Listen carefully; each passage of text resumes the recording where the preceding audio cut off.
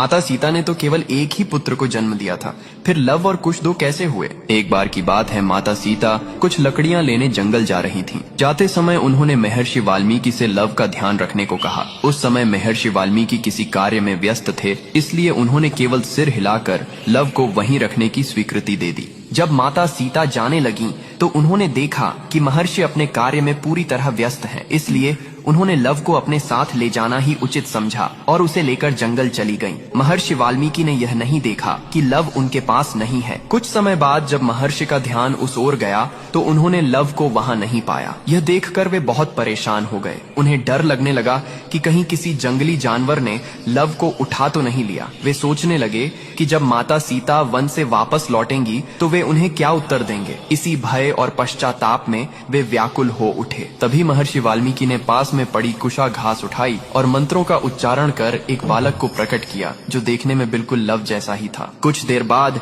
जब माता सीता वन से लौट कर आईं, तो महर्षि ने देखा कि उनके हाथ में लव पहले से ही मौजूद है। यह देखकर वे आश्चर्यचकित रह गए, लेकिन माता सीता उस दूसरे बालक को देखकर अत्यंत प्रसन्न हुई, क्योंकि वह बालक कुशा से उत्पन्न हुआ था, इसलिए उसका नाम कुश रखा गया।